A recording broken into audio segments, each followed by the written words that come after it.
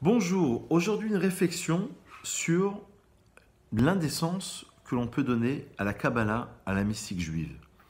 Alors, peut-être dire en guise d'introduction qu'il y a des idées qui nous dépassent, puisque la Kabbalah c'est le monde de l'au-delà, le monde qui est caché. J'écoutais une fois un rav qui disait que le but de la mystique juive c'est de savoir démystifier les choses, mais il est important de comprendre que on parlait de notions qui nous dépassent un peu, puisqu'on va parler du monde de l'au-delà, après la mort, les mondes supérieurs, la neshama, l'âme en tant que telle, ce qui se passe avant la création, ce qui se passe après la création. On a le fameux Zohar qui a été écrit par le Rabbi Shimon Bar Yochai au IIe siècle et mis en page à l'époque du XIIIe siècle, XIIIe, XIVe siècle par Moïse de Léon, Rabbi Moshe d'Iléon. Et nous avons ensuite au XVIe siècle, à Safed, les fameux écrits du Ari Akadosh qui vont donner toute la puissance. Avant lui, il y avait le Ramak, le Rav Moshe de Cordovero. Et au XVIe siècle, le Ari Akadosh va donner toute la Ishta Sheleut Olamot avec les principes même de la création, de la structure des mondes, et de savoir comment comprendre le Zohar. Parce que la difficulté du Zohar, c'est d'essayer de comprendre l'image, parfois la métaphore, parfois l'idée, parfois il parle il y a des contradictions apparentes, mais dans un cas comme dans le Talmud, par ailleurs, il parle de tel degré spirituel, dans un autre cas, il va parler d'un autre degré spirituel. Et beaucoup plus tard dans l'histoire, pour retracer l'histoire de manière très rapide, on aura évidemment le Rashash et le Torah Tracham, qui vont essayer d'expliquer de manière encore plus détaillée, plus précise ces écrits-là. On aura le Ramchal, le Ramo Shechem Lusato au XVIIIe siècle en Italie, à Padoue, et qui va aussi donner quelques clés, des clés qui sont majeures pour essayer d'avoir une vue générale sur le monde des âmes, sur le monde de l'au-delà. Alors rappelons uniquement deux principes. Premier principe, c'est que dans la Neshama, dans l'âme, il y a 5 niveaux. Premier niveau s'appelle Nefesh.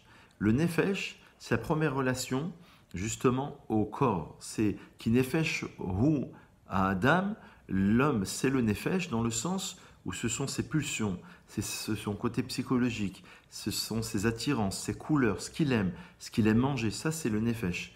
Dans le Nefesh, évidemment, il y aura plusieurs degrés, puisqu'il y aura l'âme animale, l'âme intellectuelle et l'âme spirituelle.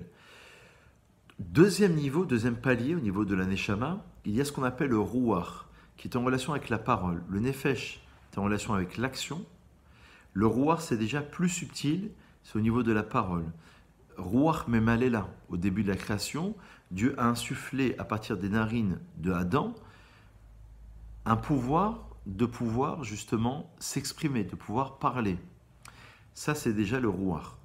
Et la Neshama, c'est au niveau de l'intellect, au niveau de la pensée, c'est encore plus fin. Donc on a 3 niveaux par rapport à 3 correspondances. Le monde de l'action, le Nefesh, le monde de la parole, le Ruach, et le monde de la Neshama qui est la pensée. Chaya et Echida, qui sont le 4e et 5e niveau respectif, correspondent à un esprit qui est makif. Parce que dans la Kabbalah, on va voir qu'il y aura le pénimi, c'est-à-dire ce qui rentre dans l'intériorité même de la personne, et le makif, ça veut dire ce qui va encercler, ce qui va entourer l'homme. La complexité, c'est que dans chaque monde, dans chaque niveau, il y a 10 degrés. De Malchut jusqu'à Keter. Vous savez que Dieu a créé le monde à partir de 10 paroles, au début de la création, qui correspondent aux 10 commandements, et évidemment qui correspondent aux 10 sphirotes, c'est-à-dire 10 sphères d'émanation d'Hachem. C'est-à-dire que Dieu va tantôt se révéler, mais c'est le même Dieu évidemment, à travers la bonté, ça c'est le bras droit, à travers la rigueur, le bras gauche, Tif Eret, ça sera au niveau de la poitrine, la jambe droite, ça sera Netzach, la victoire, la jambe gauche, ça sera le Hod, et là, on aura au niveau de l'esprit, au niveau de la tête, de l'intellect, une vue plus générale de le Keter, Chochma, Bina, Da'at, ça veut dire l'intelligence, la compréhension et le savoir. Mais il y a encore beaucoup de traductions. Donc dans chaque niveau de l'âme, il y a 10 degrés. Et dans chaque degré, il y a encore 10 degrés. Donc on pourra exposer le cas presque à l'infini en essayant de comprendre, d'après certains kabbalistes, qu'on parle parfois d'un degré subtil parmi l'un des niveaux de la neshama de l'âme. Dans les mondes, Il y a plusieurs correspondances. Il y a des milliers de mondes spirituels, mais d'une manière très générale, nous sommes dans le Olam Asiya, premier degré, et ça correspond évidemment à l'âme juive. Nous sommes dans le monde de l'action. Certains y voient une allusion dans les écrits du Gaon de Vilna comme étant un monde où il y a plus, pour établir le libre arbitre, il y a plus de mal que de bien. De manière caricaturale, on pourrait dire 75% de mal, 25% de bien. Parce que s'il y avait plus de capacité de bien, les hommes iraient forcément vers le bien. Donc pour essayer de trouver cet équilibre. C'est Olam Asiya, c'est l'action. C'est le monde dans lequel nous sommes, le monde de la matière.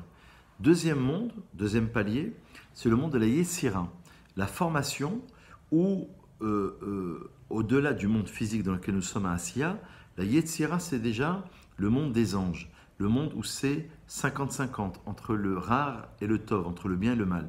Troisième monde, c'est la Beria. Beria, qui correspond dans la prière au schéma Israël. Le premier monde correspond au Korbanot, deuxième monde, dans la prière du matin, aux louanges, Ashrei, Alléluia. Troisième monde, c'est le schéma. Il y a plus de bien que de mal. Ça correspond symboliquement, généralement, au monde des tzadikim, aux âmes des justes. Et après, il y a la Hamida, la connexion avec Dieu, la Hatzilut, c'est-à-dire le monde de l'émanation, le monde de la connexion où le mal n'existe plus, où le Keli, il est battel au or, où le réceptacle, le contenu, la matière est annulé complètement face à la lumière spirituelle. Et donc là, on est en connexion directement avec le divin.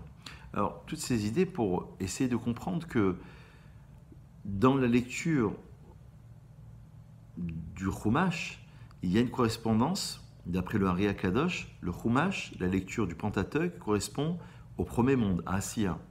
La Mishnah, c'est le deuxième monde, c'est la Yetzira. Mishnah, c'est la loi orale, l'explication de la loi écrite.